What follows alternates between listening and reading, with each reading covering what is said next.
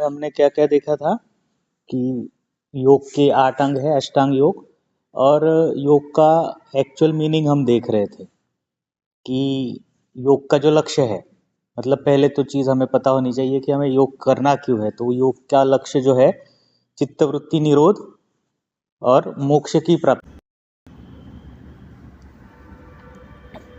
आयुर्वेद में भी योग का वर्णन उसी तरह से किया गया है, योगो मोक्ष प्रवर्तका, इस तरह से कि मोक्ष के लिए योग करते। लेकिन मैं जो कॉन्सेप्ट आपको समझा रहा हूँ वो ये है कि मोक्ष तो चलो एक योगी का लक्ष्य हो सकता है, हमारा जीवन में जो भी लक्ष्य है उसको अचीव करने के लिए योग का क्या योगदान है, योग क्यों करना चाहिए, वो हम देख रहे थे। तो इसमें हमने देखा था कि यम नियम आसन प्राणायाम, उसके बाद जो प्रत्याहार होता है, प्रत्याहार हम समझ रहे थे कि प्रत्याहार का मतलब क्या बताया था कि अगर आपको किसी चीज़ को अचीव करना है तो आपको आपके जो इंद्रिय है उनके विषयों से इंद्रियों को दूर रखना है।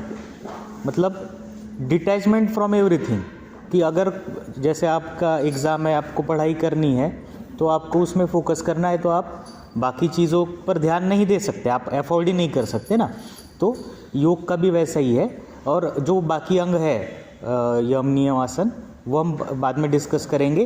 पहले प्रत्याहार हमने का समझा था कि अगर किसी लक्ष्य को अचीव करना है तो पहले हमें इंद्रियों को डिटैच करने वाले, मतलब मन को डिस्ट्रैक्ट करने वाले चीज़ें जो है, मन को कौन सी चीज़ें डिस्ट्रैक्ट करती है, ये हमारे आसपास की, हमें मूवी देखना, गाना सुनना या फिर जो भी बातें, ये सब चीज़ें ये डिस्ट्रैक्ट करती है। तो उनसे हमें इंद्रियों को हटाना है, विषयों से उनके, उसको कहते हैं प्रत्याहार।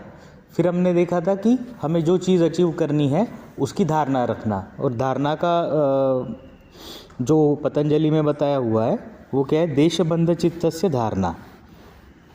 आप लोग अगर स्लाइड्स में देखोगे, धारणा लास्ट में लास्ट की स्लाइड है वो, देशबंध चित्तस्य धारणा। मतलब जो भी आपका मोटिव है, ऑब्जेक्टिव, आपको लाइफ में जो अचीव करना है, तो उसके लिए मैंने क्या क्या एग्जांपल कहे थे कि अगर कोई वेट लॉस करना चाहता है तो उसका वो एक लक्ष्य हो गया, वेट लॉस करना उसका वो एम हो गया, तो उसका वो देशबंध चित्त से, मतलब उसको फोकस करना है। तो जनरली लोगों का वेट क्यों लॉस नहीं हो पाता, क्योंकि वो फोकस्ड नहीं होते।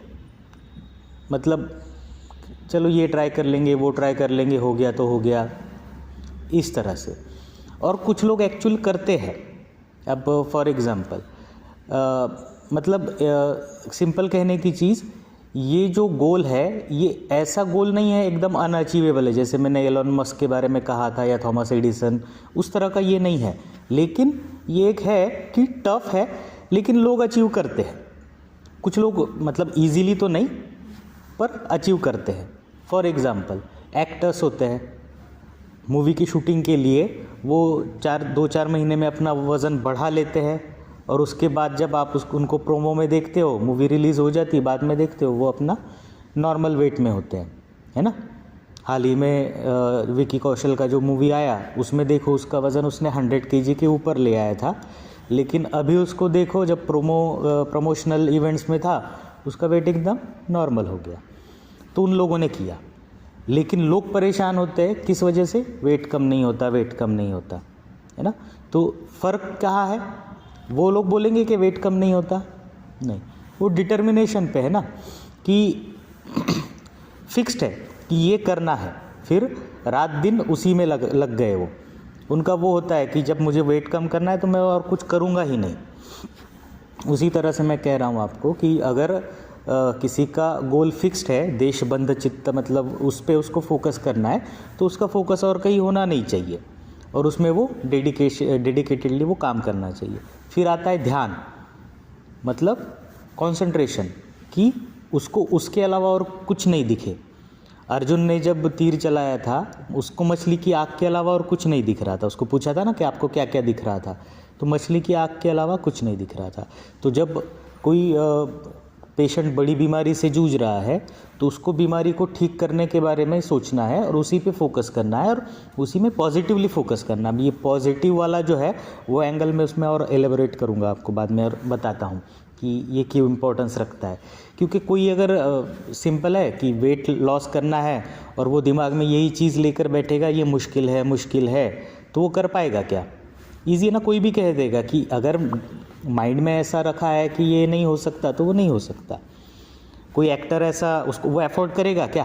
कोई एक्टर है, एक्ट्रेस है, वो इतना वेट उनका होता है वो रिड्यूस कर लेते हैं, वो अपने दिमाग में ये रखे कि ये मुश्किल है ये नहीं हो सकता तो नहीं कर पाएंगे। उनका करियर है उस पर। हमारा तो क्या है कि जॉब या वो अलग चलता है, ये तो हमारा बस एक साइड में हो गया, वेट कम हो गया तो हो गया, ऐसा सोच कर चलते हैं तो नहीं होता। लेकिन कोई कैंसर पेशेंट है, एंड स्टेज या फिर एडवांस स्टेज पे है, तो उसके पास दूसरा कोई ऑप्शन नहीं होता और नेगेटिव थिंकिंग करने का तो कोई चांस ही नहीं होता। लेकिन ये लोग करते नेगेटिव थिंकिंग ही है ऐसे।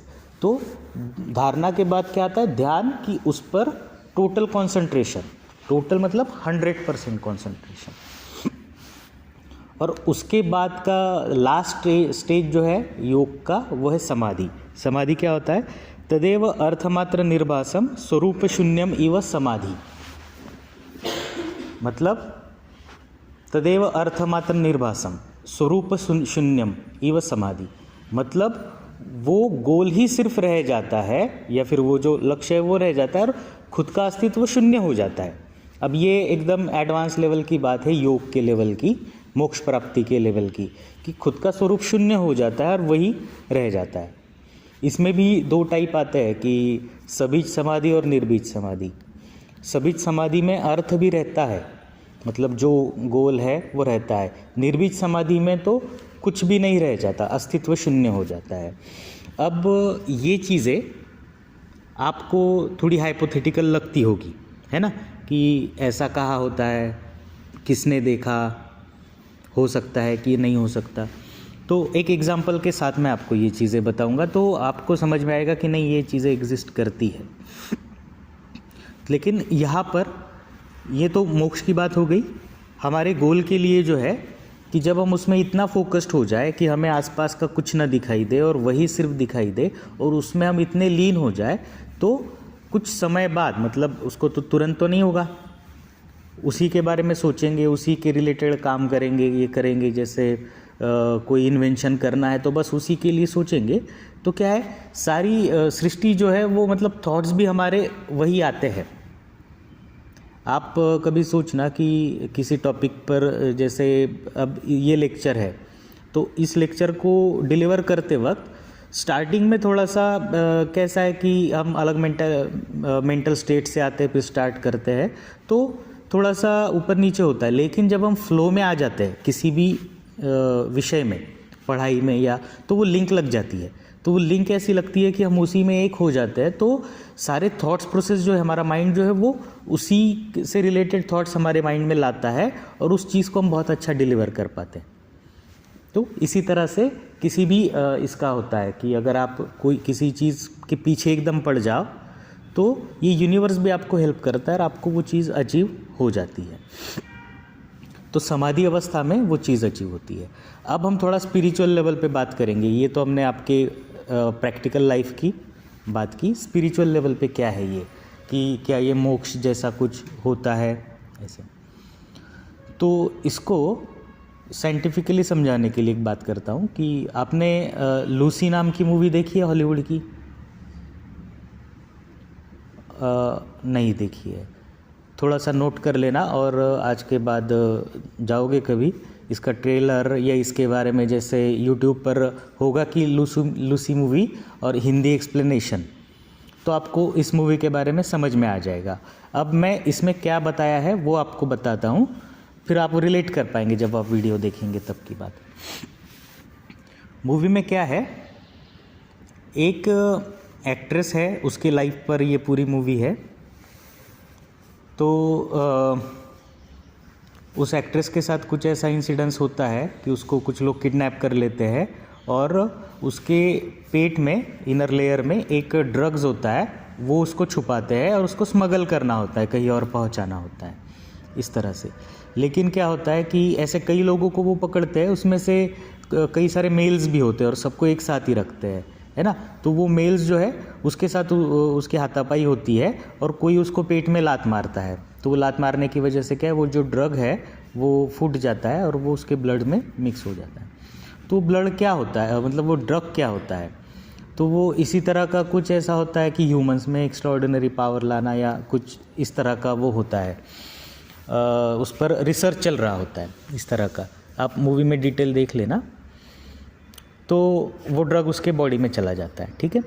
अब दूसरी सेम उस मूवी में एक प्रोफेसर को दिखाया है कि जो एक लेक्चर डिलीवर कर रहा है कि यूनिवर्सिटी में, उस लेक्चर में वो कह रहा है कि ह्यूमन माइंड क्या क्या कर सकता है। तो अगर हम 1% अपने दिमाग का इस्तेमाल करते हैं, 2% दिमाग का इस्तेमाल करते हैं, तो हम क्या क्या कर सकते हैं। तब वो कहता है कि भाई जो हाईएस्ट अपने दिमाग का इस्तेमाल करने वाला, यूज़ करने वाला जो इंसान रहा है वो कौन रहा है, एल्बर्ट आइंस्टाइन, जिसने कितना % यूज़ किया था, 10%। एग्जैक्टली। तो आप सोचो कि इस माइंड की पावर को सोचो कि 10% यूज़ करने पर ये क्या कर सकता है। तो उस लेक्चर में उस प्रोफेसर से एक स्टूडेंट पूछता है कि अगर हम 100% यूज़ करें तो क्या कर सकता है हमारा माइंड, है ना। तो वो प्रोफेसर थोड़ा सा स्माइल देता है और सोचने लग जाता है कि हमारा मतलब उसको पता होता है ये चीज़ कि हमारा माइंड क्या कर सकता है। तो वो कुछ रेफरेंसेस देता है, एंशिएंट रेफरेंसेस देता है। उसमें वो एक रेफरेंस देता है इंडियन माइथोलॉजी का, कि इंडियन माइथोलॉजी में ये लिखा हुआ है, जैसे योग शास्त्र में और हमारे वेदों में, कि जब हमारा मन 100% यूज़ करना मतलब क्या है, इस समाधि अवस्था में जाना, ये होता है कि मतलब किसी एक चीज़ पर फुल फोकस करता है और सब चीज़ें छोड़कर, मतलब धारणा ध्यान समाधि से उस समाधि अवस्था में जाने की कोशिश करता है, तब उसको एक्स्ट्राऑर्डिनरी पावर्स फील होती है। मतलब उसका माइंड जब कंसंट्रेशन फेज में होता है तब उसको मिलती है अष्टसिद्धियाँ, ऐसा वेदों में वर्णन है। और अष्टसिद्धियाँ आप लोगों ने सुना है, कितने लोगों ने नहीं सुना मुझे बताइए ज़रा, हैंड रेज कीजिए। अष्टसिद्धि के बारे में नहीं सुना, सुना है मतलब सबने सुना है। अष्टसिद्धि ये वर्ड सुना है क्या, वर्ड सुना है, उसके बारे में पता नहीं होगा। अष्टसिद्धि ये वर्ड आता है हनुमान चालीसा में, है ना, अष्टसिद्धि नवनिधि के दाता। तो अष्टसिद्धि मतलब ये क्या होता है। अष्टसिद्धियाँ होती है अनिमा, महिमा, गरिमा, प्राप्ति, प्राकाम्य, ईशित्व, वशित्व, ये सब अष्टसिद्धियाँ थी। इसका मतलब क्या है कि वो उस पर व्यक्ति में ऐसी पावर आ जाती है कि वो जब चाहे छोटा हो सकता है, जब चाहे बड़ा हो सकता है। अनिमा, महिमा, गरिमा, एकदम भारी हो जाए या एकदम हल्का हो जाए। हनुमान एकदम हल्के हो गए, हवा में उड़ने लगे और पर्वत को उठा लिया, उतनी शक्ति उनमें थी। प्राप्ति, प्राकाम्य, ईशित्व, वशित्व, ये क्या है कि इस सृष्टि का सारा ज्ञान उसको हो जाना, है ना। प्राप्ति, सब ज्ञान प्राप्त हो जाना, वो जो चाहे, जिस चाहे चीज़ का ज्ञान प्राप्त कर सकता है। प्राकाम्य, ईशित्व, वशित्व, वशित्व मतलब क्या कि किसी भी चीज़ का कंट्रोल उसके पास आ जाना। मतलब ये लाइट है, ये मैं बिना वहाँ जाए बंद कर सकता हूँ, शुरू कर सकता हूँ। जैसे आपका फ़ोन में मैनेज कर सकता हूँ, कंट्रोल कर सकता हूँ, आपके टीवी को मैं कंट्रोल कर सकता हूँ। ये चीज़ें, आपके मन की बात जानना, प्राप्ति, प्राकाम्य, मतलब इस सृष्टि का सारा ज्ञान उसको होता है ये। और यही चीज़ें वो प्रोफेसर उसमें बताता है कि ह्यूमन माइंड में इतनी पावर है कि वो अगर उस लेवल तक पहुंच जाए तो वो क्या कर सकता है। और ये सिर्फ टेक्स्ट में है, लेकिन रियलिटी में किसी ने देखा नहीं है और कोई करता हुआ ऐसा देखा नहीं है। सिर्फ ह्यूमन माइंड जो 10% यूज़ कर पाया है और वो आइंस्टाइन था ऐसे। तो अब ये बातें जो है जब हमारे टेक्स्ट में लिखी हुई है तब हम उस पर इतना यकीन नहीं करते। हमें वो माइथोलॉजी है या ऐसा लगता है, लेकिन कोई वेस्टर्न पर्सन उसकी मूवी में ये चीज़ें दिखाए, है ना, तो हमें थोड़ा सा लगता है कि नहीं यार इसमें कुछ होता है कि नहीं, ये हमारी मेंटालिटी होती है। तो इसीलिए मैंने ये एग्जांपल दिया कि उस मूवी में ऐसा दिखाया गया है कि वो लोग भी इस चीज़ को सीरियसली लेते हैं, तो हम उसको लाइटली कैसे लें? हम उसको लाइटली कब लेते हैं कि जब किसी ने उसको वैलिडेट नहीं किया। अब हमारे लिए वो वैलिडेशन हो गया कि उन्होंने मूवी में दिखाया, मतलब बात तो कुछ बड़ी होगी। अब इस चीज़ का मैं आपको एग्जांपल देना चाहता हूँ कि क्या ये चीज़ एग्जिस्ट करती है या नहीं करती, या कोई ऐसा इंसान है कि जिसने इस चीज़ को अचीव किया है। तो स्वामी विवेकानंद के बारे में सबने सुना होगा, और उनके जीवनी के बारे में भी, बायोग्राफी उनकी जीवनी जो लिखी गई है उसमें भी आप लोगों ने पढ़ा होगा, अगर किसी ने पढ़ा होगा। तो मैं आपको एक एग्जांपल देता हूँ। उसके पहले विवेकानंद जी के बारे में समझना ज़रूरी है।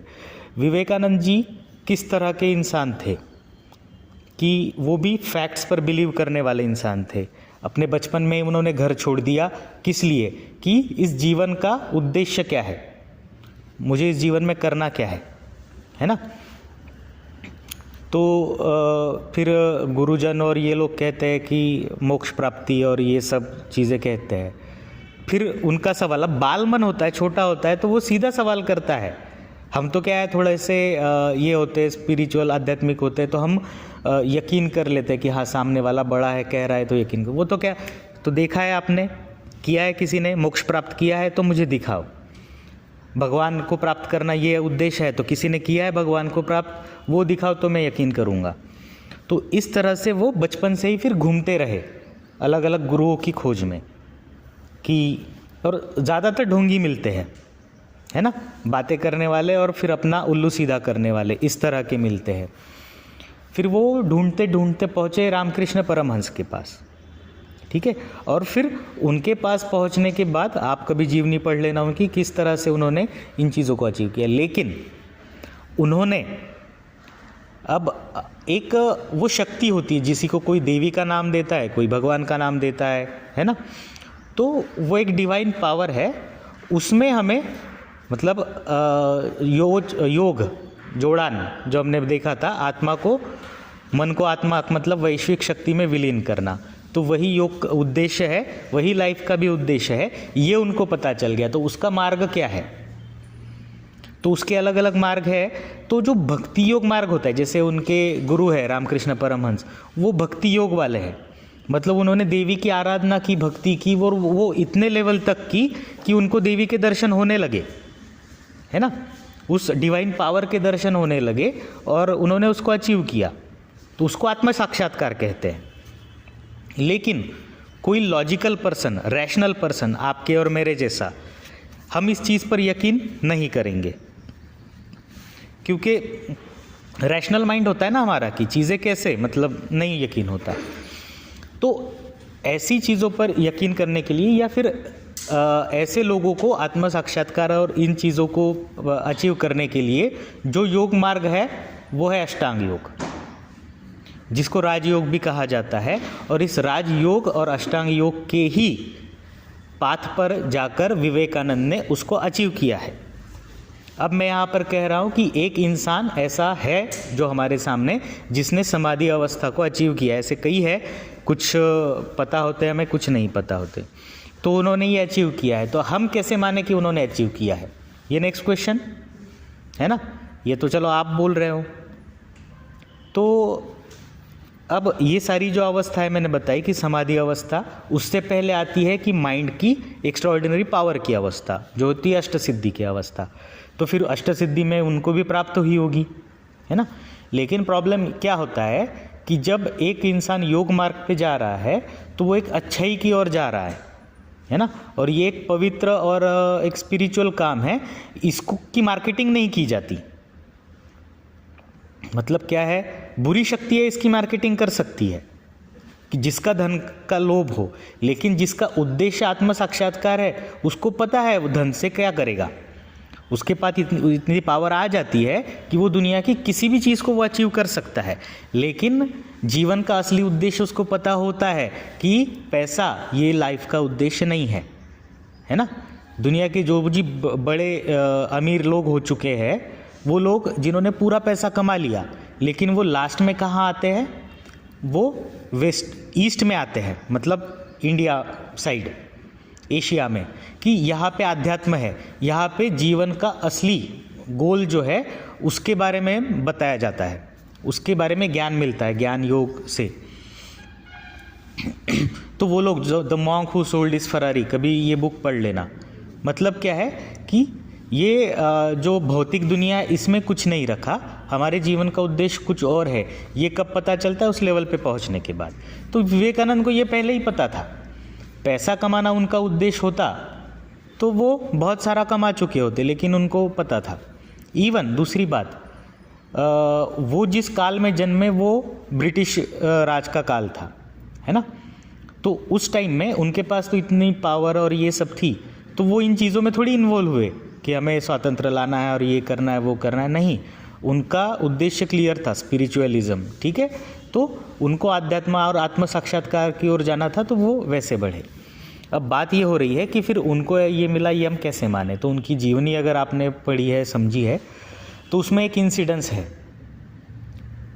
इंसिडेंस ऐसा है कि मैंने जो पढ़ा है, हमें एक एग्ज़ाम हुआ करती थी विवेकानंद के जीवनी पर, उसका प्राइज़ भी दिया जाता था, तब मैंने ये सब पढ़ा था, 7th-8th स्टैंडर्ड की बात है। तो वो एक बार ट्रेन से जा रहे थे और काफ़ी सारी किताबें उनके पास थी और अपने सीट पे बैठे थे, सामने एक गृहस्थ बैठे थे और विवेकानंद किताब पढ़ रहे थे। तो विवेकानंद जो थे, जैसे मैंने बताया कि अष्ट सिद्धि जिसको होती है उसके पास ये ईशित्व वशित्व, मतलब ये चीज़ें, किसी भी चीज़ का ज्ञान तुरंत हो जाना, ये चीज़ होती है। तो वो किताब बस ऐसे पढ़ रहे थे, एक एक पन्ना फास्ट उलट रहे थे, पन्ने ऐसे उलट रहे थे, रख रहे थे, उलट रहे थे, रख रहे थे, है ना। ऐसे उन्होंने कई सारी किताबें उलट के रख दी। तो जो सामने गृहस्थ बैठे थे कि उनको पहले लगा कि चलो एक बुक है, देख रहे होंगे, पर ये 1 बुक, 2 बुक, 3 बुक, तो फिर उनको ऐसा लगा कि ये क्या मेरी चेष्टा कर रहे हैं सामने वाले को। तो उसने उनको पूछा, विवेकानंद को, कि आप ये क्या कर रहे हैं। तो बोले मैं किताब पढ़ रहा हूँ। तो बोले आप पढ़ रहे हैं या मेरी चेष्टा कर रहे हैं, मुझे दिखाने के लिए कर रहे हैं। तो उसने कहा नहीं, मैं ये पढ़ रहा हूँ। तो विवेकानंद ने उनको बोला कि आप इसमें से कोई भी किताब उठा लीजिए और किसी भी पन्ने के बारे में कुछ भी मुझे पूछिए। तो उसने ऐसा किया और वो जवाब दे रहे थे। तो क्या ये नॉर्मल ह्यूमन बीइंग के लिए पॉसिबल है? और ये चीज़ एक्सीडेंटली बाहर आई है ना। अष्ट सिद्धियाँ उनके पास है तो वो दिखाएंगे दुनिया को, उसका यूज़ करेंगे, उड़ेंगे, ये छोटे हो जाएंगे, बड़े हो जाएंगे, कोई ज़रूरत नहीं है ना, है ना। जहाँ जिस चीज़ की ज़रूरत है कि इंसान करता है। तो ये चीज़ उनके पास थी, तो उन्होंने समाधि ली है। और जो ये समाधि अवस्था होती है, सबीज अवस्था, निर्बीज अवस्था, तो सबीज अवस्था ऐसी होती है कि इस दुनिया में रहते हुए ही जब चाहे हम उस अवस्था में चले जा सकते हैं, कि उसमें फोकस किया, पूरी दुनिया को छोड़ दिया और उसमें लीन हो गए, है ना। वो एक अवस्था होती है। और जब चाहे वापस आ गए। निर्बीज अवस्था, हम उसमें पूरे लीन हो जाते हैं, फिर हम पार्थिव शरीर को छोड़ देते हैं और मन जो है वो आत्मा में लीन हो जाता है, शरीर अपना निकल जाता है। ये विवेकानंद के जीवन की बात हुई। अब उस मूवी में क्या बताया है, तो उस मूवी में ये है, आप बाद में आए, आपने लूसी मूवी देखी है? हाँ, लूसी, हाँ, कोई बात नहीं। तो नाम याद रखना, आज सर्च करना है आपको उसके बारे में। तो उसमें क्या होता है फिर, जब अब उन्होंने हाइपोथेटिकल ये चीज़ दिखाई है, क्या दिखाया उस मूवी में, सुन लीजिए, बाद में कर लीजिएगा, ठीक। फिर उस मूवी में क्या दिखाया कि वो मेडिसिन जैसे जैसे उस एक्ट्रेस के बॉडी में जाता है, उसके अंदर एक्स्ट्राऑर्डिनरी पावर आने लगती है। पहली पावर आती है फिजिकल, तो फिजिकल पावर आती है तो जो उसका वुंड हील हो जाता है, जैसे वो देखती है उसके तरफ, वो वुंड हील हो जाता है। और वो जो सब लोग वहाँ पे होते हैं वो सबको मार देती है, वो जो जेल होता है वो तोड़ देती है और सबको मार के निकल जाती है। ये उसमें पावर आई, है ना। फिर दूसरी उसको चीज़ें याद आने लगती है, अपने आप उसके मन में नॉलेज आने लगता है दूर की चीज़ों का, किसी भी चीज़ का, किसके मन में क्या चल रहा है ऐसे वैसे। तो उसको क्या पता ना ये क्या हो रहा है उसके साथ, उसको थोड़ी पता ये कुछ 10% ये वाला उसको नहीं पता।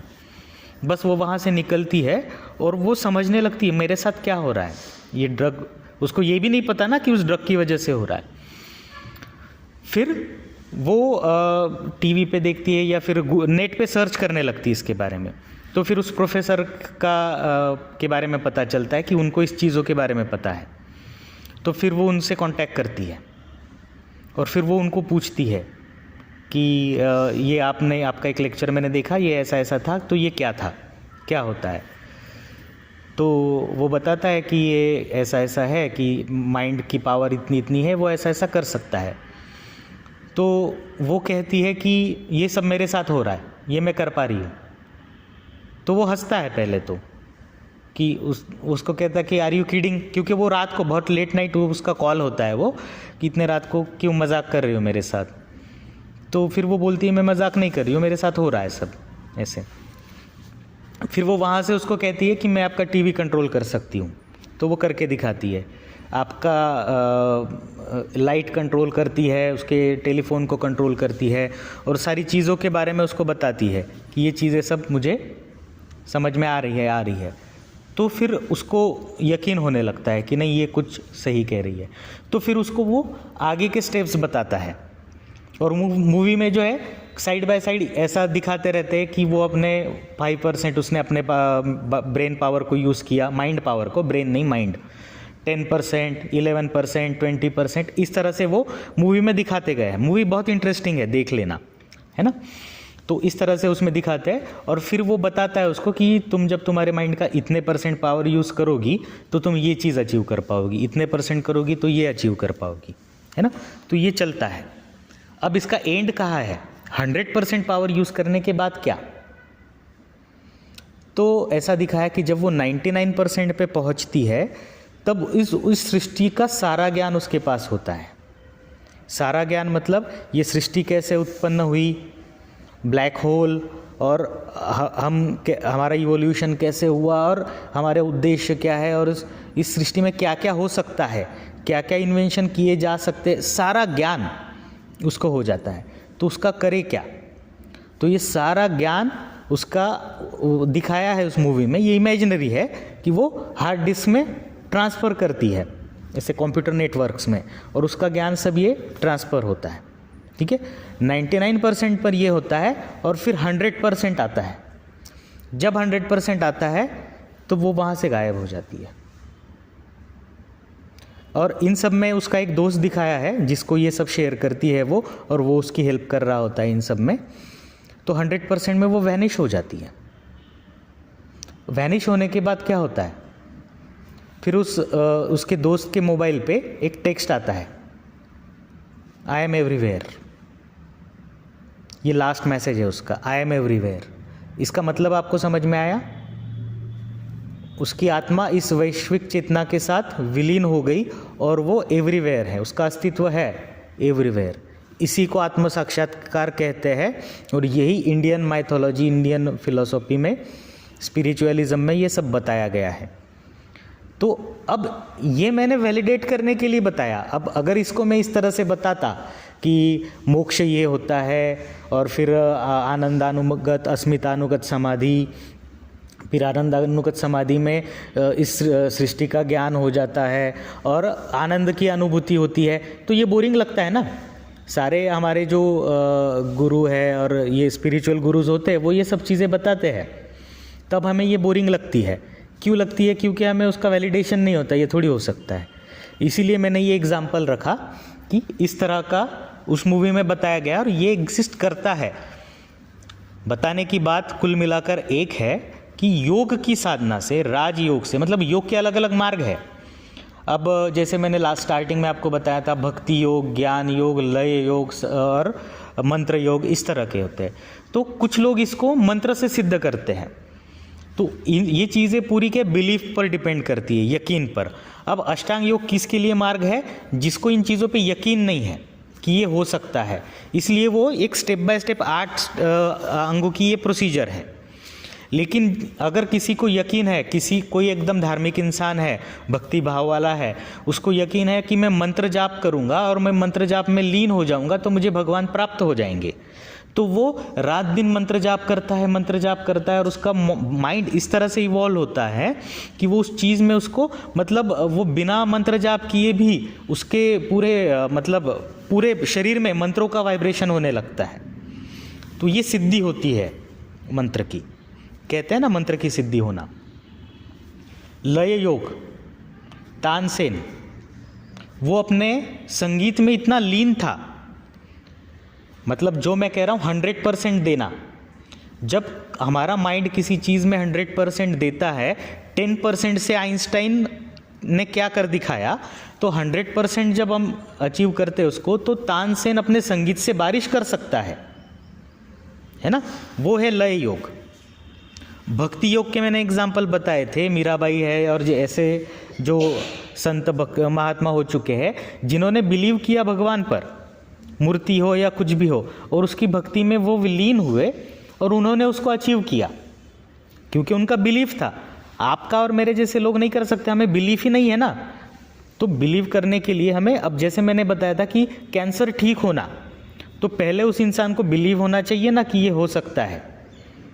तो अगर ऐसी एक्स्ट्राऑर्डिनरी चीज़ है जो दुनिया में है ही नहीं, उस पर बिलीव करना मुश्किल होता है। लेकिन जो लोग होते हैं पागल, वो उस पर यकीन करते हैं, वो उसको अचीव करते हैं। लेकिन जो चीज़ें हो चुकी है, वेट लॉस हो चुका है, लोग करते हैं, और उस पर वो जो फोकस करे 100% उसको दे, तो उसका वेट लॉस होना तय है ना। क्योंकि हमारा मन जो है हमारी बॉडी को हील कर सकता है, हमारे बॉडी को ट्रांसफॉर्म करने की या इस दुनिया की किसी भी चीज़ को अचीव करने की पावर हमारे माइंड में है। समझ में आया? तो ये अचीव हो सकता है। तो इसके अलग अलग मार्ग है। तो लय योग के बारे में मैंने बताया, भक्ति योग के बारे में बताया। अब हम राजयोग के बारे में या अष्टांग योग के बारे में समझ रहे हैं कि इससे मतलब कैसे उसको वो अचीव होता है, कि जो रैशनल माइंड है, जो इन चीज़ों पे यकीन नहीं करता, उसके लिए क्या है। तो मैंने पहले आपको बताया कि टारगेट कैसे हमारा धारणा क्या होती है, उसको कैसे करना है। अब इसमें इसके पहले के अंग बताए हैं, उसके बारे में अब समझते हैं।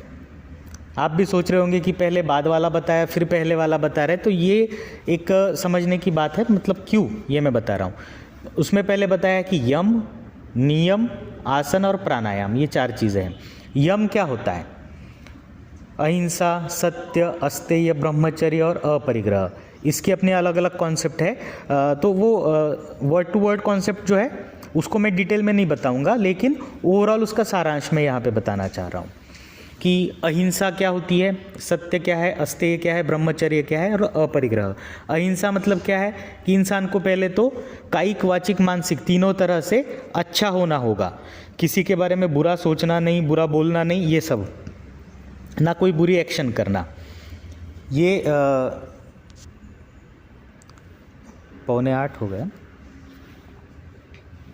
तो ये हो गया उसका अहिंसा तत्व।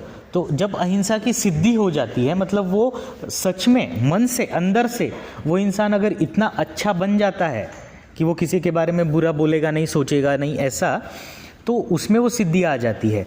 ऐसी सिद्धि हमारे योगियों के पास थी।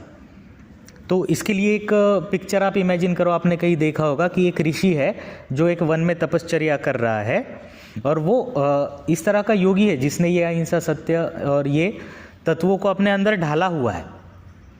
तो उसके आसपास का पिक्चर कैसा होता है कि वहाँ के जो हिंस्र जानवर है, वायलेंट जानवर है, शेर है, लायन है, टाइगर है, ये सब ये उसके आसपास घूमते हैं। इवन हिरन वगैरह भी सब आसपास रहते हैं, लेकिन कोई किसी को हिंसा नहीं करता। क्यों? क्योंकि वो उस ऋषि का, उस योगी का वो ऑरा है कि उसके सानिध्य में जो लोग आते हैं वो भी उतने पॉजिटिव हो जाते हैं। जब आप इंडिया की हिस्ट्री देखते हो, कभी ऐसे आध्यात्मिक सीरियल देखते हो, तो जो कोई गुरु होते हैं वो अपने प्रवचन देते हैं और उनका एक ऑरा होता है कि उनके आसपास के लोग भी वैसे पॉजिटिव हो जाते हैं, है ना। आप लोगों ने देखा होगा, कई सारे महाराज होते हैं तो उनके वचनों से ही सही या उनके ऑरा से ही सही, कुछ दुष्ट लोग होते हैं, कुछ साहूकार होते हैं, वो अच्छे हो जाते हैं, इस तरह से। तो ये चीज़ है अच्छाई की। तो अहिंसा, फिर सत्य है, उसकी वाणी में सत्य होता है। तो ये वाणी का सत्य भी ऐसा है कि अगर हम इतने अच्छे बन गए, इतने अच्छाई हमने हमारे अंदर ढाल ली, मतलब एकदम प्योर, अच्छा होना मतलब एकदम प्योर, मतलब क्या है, सत्व रज तम ये गुण होते हैं ना, तो उसमें से रजतम गुण निकल गए, वो सिर्फ सत्व उसमें रह गया, तो वो इंसान कैसा होगा, एकदम तेजस्वी, और ऐसा हम बोलते हैं ना। तो उसकी वाणी में भी सत्यता होती है। तो इन योगियों को या ऋषियों को आप इमेजिन करो, इनकी वाणी में सत्य होता है, क्योंकि उनके अंदर से वो सच्चे होते हैं। कोई इंसान मिलेगा आपको ऐसा सच्चा? क्या आप कह सकते हो कि आप ही एकदम सच्चे हो, मैं एकदम सच्चा हूँ? हम हमारे लेवल पे कहीं ना कहीं ऐसे होते हैं कि स्वार्थी भी होते हैं, तो हमारा सच भी जो है बदलता रहता है, और ये सच्चाई है ना, इसको ना आप झुठला सकते हो ना मैं। तो हम उतने अच्छे हैं नहीं, पर हमें योग मार्ग में जाने के बाद उतना अच्छा होना होता है।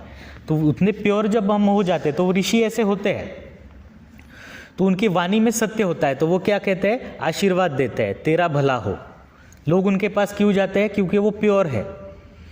उन्होंने बोल दिया कि तेरा भला हो, तुझे ये मिल जाए, तुझे संतान प्राप्ति हो जाए, तो उनकी वाणी सत्य हो जाती है। और फिर लोगों को चमत्कार पता चलता है, होता है ना, तो ये उसका प्रभाव होता है। ठीक है, तो ये चीज़ें जो है, ये मतलब एक सटल लेवल पर ये चीज़ें एग्जिस्ट करती है। आयुर्वेद में कहा जाता है कि प्रत्यक्षम ही अल्पम, अनल्पम अप्रत्यक्षम। मतलब जरूरी नहीं है जो चीज़ें दिखे वही सच है, अप्रत्यक्ष चीज़ें इस दुनिया में ज़्यादा है। प्रत्यक्षम ही अल्पम, अनल्पम अप्रत्यक्षम। ना दिखने वाली चीज़ें ही अनल्प है, मतलब बहुत ज़्यादा है, पर हम पे यकीन नहीं करते, पर हमें यकीन करना होगा। यकीन करने के लिए उसको समझना होगा। अब ये इलेक्ट्रिसिटी है, आपका फ़ोन है, ये कैसे काम करते हैं, यहाँ का इंसान वहाँ पे कैसे बात करता है, आपको थोड़ी समझ में आता है, पर आप उसको यकीन करते हो कि आपको दिखता है वो, है ना। इलेक्ट्रिसिटी किसने देखी? नहीं दिखती थोड़ी है हमें, पर हम उस पर यकीन करते हैं। ये चीज़ें ना दिखने वाली है, लेकिन किसी ने उस पर यकीन किया। इलेक्ट्रिसिटी जब पहले नहीं थी, तब सबके लिए वो हंसने की बात थी। किसी ने उस पर यकीन किया तो आज वो दिख रही है। मैंने पहले लेक्चर में बताया था ना कि उड़ने की चीज़ पर किसी ने यकीन किया कि इंसान हवा में उड़ सकता है, उसने यकीन किया तब जाके उड़ सकता है इंसान। आज नॉर्मल चीज़ है, लेकिन उड़ने का साइंस आपको समझ में आता है? आपको कहाँ पता है कि हवाई जहाज़ का टेक्नोलॉजी क्या होता है और कैसे, उसका सिद्धांत आपको नहीं पता, पर आप उस पर यकीन करते हो। तो ये वही चीज़ें है जो मैं आपको बता रहा हूँ कि अप्रत्यक्ष चीज़ें है कि किसी ने अगर आशीर्वाद दिया है और वो हो रहा है, इसके पीछे उस इंसान ने अपने आप को डेवलप किया है। जिस तरह से हवाई जहाज़ किसी ने डेवलप किया, उसका साइंस डेवलप किया, उस तरह से। पर हमारे ऋषियों ने ये सब चीज़ें, तो उन्होंने फिर हवाई जहाज़ क्यों नहीं बनाया? ये चीज़ें आती हैं दिमाग में। मुझसे एक स्टूडेंट ने पूछा था कि अगर अष्ट सिद्धि और ऐसी चीज़ें अगर हमारे ऋषियों के पास थी, तो उन्होंने ये इमारतें और उन्होंने ये साइंस आज क्यों नहीं हुआ? तो उसका आंसर ये है कि जीने के लिए जितनी चीज़ों की ज़रूरत है उतनी चीज़ें इंसान उस वक्त कर रहा था अपने अपने बुद्धि से। लेकिन जिन लोगों के पास ये एक्स्ट्राऑर्डिनरी नॉलेज था, उन्होंने उस चीज़ों को, इन चीज़ों पे, भौतिक चीज़ों में उनको नहीं ना उसको उलझाना इंसान को। क्यों? क्योंकि इंसान के जीवन का परम उद्देश्य क्या है वो उनको पता था। आज जो लोग भौतिक दुनिया में एकदम हाईएस्ट लेवल अचीव कर रहे हैं, उनको भी पता है कि ये अचीव करने से कुछ नहीं होगा। The monk who sold his Ferrari का मतलब क्या है? मतलब जो आप बिल गेट्स ले लो या कुछ भी, वो लोग भी आध्यात्मिक हो जाते हैं। उनको पता हो जाता है कि ये अचीव करना मेरे लाइफ का गोल नहीं था। फिर वो आते हैं हमारे तरफ, इंडिया हो या नेपाल, भूटान, यहाँ पे जो आध्यात्म है, तो यहाँ पे वो देखते हैं कि मेरी लाइफ का उद्देश्य क्या है, और वो भी फिर योगी बन जाते हैं। देखा होगा ना आपने उन लोगों को। तो हाईएस्ट लेवल अचीव करने के बाद वो माइंड की लेवल हो जाती है, फिर माइंड को समझ में आता है कि क्या था। तो हमारे ऋषियों को वो करना ही नहीं था ना, उसमें उलझाना नहीं था। अब दुनिया तो उलझ रही है, इंसान जो है अपने ब्रेन का पावर यूज़ कर रहा है 5%, 10%, और ज़्यादा लोग मिलकर ये कर रहे हैं, तो दुनिया इवॉल्व हो रही है, लेकिन लाइफ का उद्देश्य नहीं बदलने वाला, वो वही रहेगा। तो ये यम नियम, ये क्या, यम में आसन, अहिंसा, सत्य, अस्तेय, चोरी ना करना, ब्रह्मचर्य मतलब ये बलात्कार वगैरह जो होते हैं ये इसकी वजह से होते हैं, अज्ञान की वजह से। तो ब्रह्मचर्य का सही मतलब क्या होता है वो उसमें बताया गया है। अपरिग्रह मतलब चीज़ों को संकलित ना करना। हमारा ये आदत होती है ना, ये भी रखना है वो भी रखना है, किसी चीज़ को छोड़ना नहीं है हमें ऐसे। तो ये फिर ये यम हो गए, फिर नियम आते हैं शौच, संतोष, तप, स्वाध्याय, ईश्वर प्रणिधान। तो इसमें इंटरनल चीज़ें हैं ये शौच, संतोष, तप मतलब क्या कि शौच मतलब मन की सफाई, शरीर की सफाई नहीं, मन की सफाई, मन को साफ करना। संतोष मतलब चीज़ों में समाधानी रहना, कि जो है जितना है उसमें समाधानी रहना। तप मतलब चीज़ों को पाने के लिए तपश्चर्या करना, मतलब मन को प्रबल बनाना कि हमें तप करना है। आपको एग्ज़ाम पास करनी है तो आपको रात भर एग्ज़ाम के लिए, पढ़ाई के लिए बैठना, ये तपश्चर्या है ना। ऋषि एक पैर पे खड़े होके आसन में ये करते थे, वो तपश्चर्या वो किसके लिए थी? उद्दिष्ट प्राप्ति के लिए होती थी। तो उस तरह का। तो इसका क्या मतलब है, ये क्यों करना है, ये भी फिर से मैं क्यों उसमें डाल रहा हूँ कि योग को प्राप्त करना और उसका इसमें का क्या मतलब है। तो ये चीज़ तो आप समझ चुके हो कि ये चीज़ें अच्छाई को दर्शाती है। अच्छाई क्या होती है? पॉजिटिव, इसके वाइब्रेशन पॉजिटिव होते हैं। और आपको लाइफ में जो चीज़ अचीव करनी है उसके वाइब्रेशन कैसे होंगे? नेगेटिव होंगे क्या? पॉजिटिव, है ना। आपको अच्छी हेल्थ लानी है, कैंसर पेशेंट को ठीक होना है, तो वो एक ठीक होना, ये एक हेल्दी होना, ये एक पॉजिटिव एनर्जी है। और उस पॉजिटिव एनर्जी को के साथ हमारी एनर्जी को हमें जोड़ना है, और हमारी एनर्जी तो नेगेटिविटी से भरी हुई है, राइट। मन में हम सब नेगेटिव थॉट्स रखते हैं, मतलब पहले तो नेगेटिविटी होती है ना। कैंसर पता चलते ही सबसे पहली बात तो ऐसा थोड़ी होता है कि नहीं कैंसर तो क्या छोटी मोटी चीज़ है, ऐसा थोड़ी कोई सोचता है। तो उसमें अपने आप को पॉजिटिव करना, फिर पॉजिटिव करने के लिए ये स्टेप्स दी हुई है कि आपके मन को शुद्ध करो, आप इस तरह का बनो, मतलब आपके वाइब्रेशन आप पॉजिटिव करो, आपके खुद के वाइब्रेशन पॉजिटिव होंगे और आप उस दिशा में प्रयत्न करोगे, तब आप उस फ्रीक्वेंसी को जोड़ सकते हो। ये एक फ्रीक्वेंसी जो होती है जुड़ती है तभी वो चीज़ मिलती है ना। अब ये चीज़ मिलने में टाइम तो लगता है, ये टाइम क्यों लगता है? आपके गोल अचीव करने में और आपने शुरुआत करने में एक टाइम जाता है, वो टाइम कितना भी हो सकता है।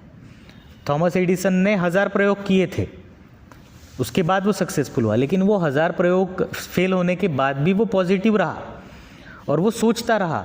तो क्या होता है, मतलब बस वो एक क्या होता है, किक होती है कि वो मिलना। मतलब आप समझ लो कि आप किसी फ्रीक्वेंसी मैच कर रहे हो, रेडियो की, रेडियो का एक चैनल होता है ना, उसकी फ्रीक्वेंसी है, और आपने आपके रेडियो में वो बटन घुमा रहे हो, तो जब उस फ्रीक्वेंसी के साथ वो जुड़ेगा तभी गाना सुनाई देगा, है ना। तो जब आपकी लाइफ का गोल है जो पैसा कमाना हो, हेल्थ कमाना हो, वेट लॉस करना हो या सक्सेस पाना हो, ये गोल है, एक हाई लेवल का गोल है। आपकी लेवल लो है अभी, उसकी लेवल हाई है। उसकी लेवल तक जाने के लिए आपको आपकी लेवल को बढ़ाना होगा, आपकी पॉजिटिव एनर्जी को बढ़ाना होगा। आप स्टेप बाय स्टेप आपकी पॉजिटिव एनर्जी को बढ़ाते हैं, उसके साथ आप कोशिश करते हो, फिर उसकी और आपकी फ्रीक्वेंसी मैच होती है, तब गोल अचीव होता है। एक दिन की बात नहीं है ये। तो वो गोल अचीव करना मतलब धारणा, ध्यान और समाधि। मतलब आपने धारणा की, पहले आप अच्छे बने, आपने आपके वाइब्रेशंस को पॉजिटिव किया। आसन क्यों है? आसन का क्या मतलब है? क्योंकि आपको कुछ करने के लिए आपको बैठना होगा। स्थिर सुखम आसनम, एक आसन में बैठा नहीं जाता हमसे। हम जब पलथी वाड़ के भी बैठे हुए हैं तो कभी इस कोनी पे कभी उस कोनी पे, हम स्थिर कहाँ रह पा रहे हैं? तो ये हमारी बॉडी में उतनी पावर नहीं है। तो हम हमारे शरीर को दृढ़ करेंगे। 1000 प्रयोग अगर हमें किसी चीज़ के करने हैं, अगर हमें जैसे हेल्थ को अचीव करना है या फिर वेल्थ को अचीव करना है, तो हमें परसिवरेंस चाहिए, हमें बैठना होगा या हमें कष्ट करने होंगे। तो कष्ट करना मतलब कोई बोरिया उठाना, यही कष्ट नहीं होता, बैठना भी कष्टदायक हो जाता है। आप कंप्यूटर पे बैठ के कोई काम कर रहे हो तो आप कितने घंटे बैठ सकते हो? आप में कैपेबिलिटी है, वो कैपेबिलिटी आपको डेवलप करनी पड़ेगी आसन से। फिर आप में वो स्टेमिना आएगा, आपकी रीढ़ की हड्डी मजबूत होगी, आपके पीठ के स्नायु मजबूत होंगे, तब आप बैठ सकते हो कंप्यूटर के सामने और आपकी वो मतलब सीख रहे हो और उसके बाद अचीव कर रहे हो तो उसको अचीव कर सकते हो। तो समझ में आई बात। यम नियम आसन क्यों है, प्राणायाम क्यों है? प्राणायाम आपकी लॉन्गिविटी को बढ़ाने के लिए, जिंदा तो रहना चाहिए अचीव करने के लिए, है ना। प्राण, अगर कोई इन्फेक्शन हो गया और फिर हम उसमें ही बीमार हो गए तो हमारा लक्ष्य तो रह गया। तो हमारा प्राण भी ठीक होना चाहिए, हमारा शरीर भी ठीक होना चाहिए, हम मन से पॉजिटिव भी होने चाहिए, तब जाकर आप उस गोल का अचीव कर सकते हो। तो योग क्या है? आज तक आप क्या समझ रहे थे? योग क्या है? सिर्फ आसन करना। एग्जैक्टली मतलब जो सेशन हम 2 सेशन आज कंप्लीट किए हमने, इसके बाद आपको कभी मन में ऐसा डाउट होगा, कोई आपको पूछेगा कि योग क्या है, तो आप क्या जवाब दोगे? तो आपका जवाब ये है, लाइफ का सक्सेस योग से मिल सकता है। लाइफ में जो अचीव करना है, मोक्ष प्राप्ति, ये नहीं कोई बोलेगा अरे वो तो क्या है आध्यात्मिक है, वो तो मोक्ष प्राप्ति है, ऐसा उसका उद्देश्य है, ऐसा थोड़ी होता है। तब आप उनको समझाना कि वो मोक्ष प्राप्ति आपका उद्देश्य नहीं, आपका जो भी गोल हो वो आप अचीव कर सकते हो योग से। तो ये योग की कॉन्सेप्ट है, और उस रास्ते पे जाने के लिए आसन एक पगथी है, एक स्टेप है, एक छोटी सी स्टेप। गोल बहुत बड़ा है, वो गोल आपकी लाइफ को का रीज़न ढूंढना हो सकता है ऐसे। तो ये योग है, इसके ज़रिए हम यम नियम आसन से शुरू करके समाधि तक अब हमारे उद्देश्य को प्राप्त कर सकते हैं। और इसके अलग अलग मार्ग है, इसमें ज्ञान योग का मार्ग है, मतलब जिसको इन चीज़ों का ज्ञान है तो उसको बाकी स्टेप्स में ना जाते हुए सीधा अगर वो ध्यान में बैठ गया, ज्ञान योग वाले क्या करते हैं, सीधा ध्यान में बैठ जाते हैं और उन चीज़ों को अचीव करते हैं। अब थॉमस एडिसन या जो भी है, उसने थोड़ी ना इन स्टेप्स को अचीव किया। ये स्टेप्स अचीव किसके लिए करनी है? जिसका उद्देश्य मोक्ष प्राप्ति है, तो उस पर बिलीव करने के लिए। अब अगर लाइफ में उद्देश्य कोई इन्वेंशन करना है तो उसको अगर बिलीफ है तो उसको बस बैठे रहना है और उसमें यकीन करना है और उसके उस रास्ते पे चलना है। यहाँ से आपको अगर दिल्ली जाना है तो पूरा दिल्ली तक का रास्ता थोड़ी आपको दिखता है। आपको क्या दिखता है? आगे के चौराहे तक का रास्ता दिखता है। आप आगे आगे जैसे जाते जाते हो आपका रास्ता खुलता जाता है, मतलब आपको हेल्प मिलती जाती है, रास्ते आगे खुलते जाते हैं, आपको शुरुआत करनी होती है ना। पूरा एंड गोल नहीं दिखता। तो जैसे कोई इन्वेंशन कर रहा है तो बस वो एक स्टेप आगे बढ़ाता जाता है, चीज़ें समझने लग जाती है, फेल्योर आते हैं, फेल्योर सिखाते हैं, उसको नाम फेल्योर दिया है, वो तो टीचिंग है, लर्निंग है ना। कोई भी चीज़ आपने हेल्थ को अचीव करने के लिए अलग अलग चीज़ें सीखी, उसमें आपको फेल्योर आया, आपको तो आपको लर्निंग मिली कि ये इससे नहीं होता, ये लर्निंग है। उसने 1000 रास्ते उसमें से बताए कि इन रास्तों से ये बल्ब नहीं बन सकता। आखिरी रास्ता तो पहले पता नहीं था ना दिल्ली जाने का, पता होता तो वो सीधा चला जाता। फिर उसने लोगों के लिए बना दिया ना, जिसने दिल्ली का रास्ता बनाया वो पहले गलत, मतलब वास्को दी गामा है, उसने पहले अलग अलग जो खंड है उनका रास्ता ढूंढा, तो पहले इंसान को तो तकलीफ होगी, लेकिन वो 99 रास्ते आपको बता देगा कि ये इधर जाता है, वो उधर जाता है, वो उधर नहीं जाता, है ना। तो लास्ट वाले रास्ते के लिए हमें शुरुआत करनी है, पूरा रास्ता जो है बाद में दिखने लग जाता है। ठीक है, तो योग का अर्थ ऐसा है। ठीक है, चलिए, धन्यवाद।